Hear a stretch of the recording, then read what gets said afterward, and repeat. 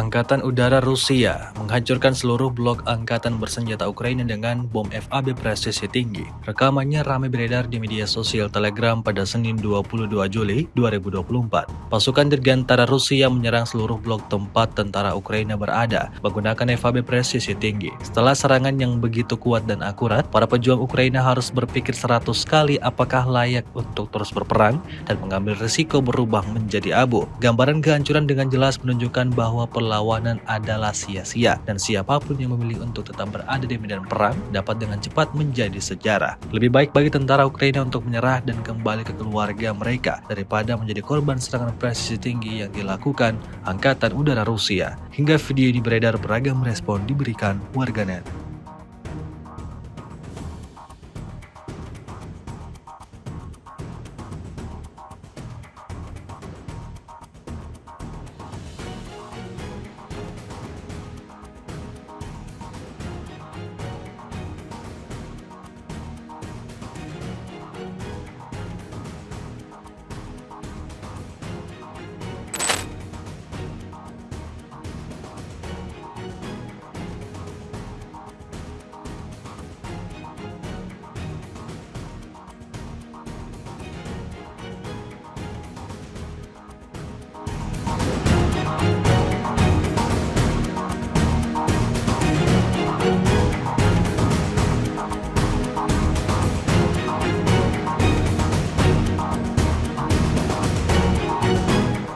Download Tribun X sekarang, menghadirkan lokal menjadi Indonesia.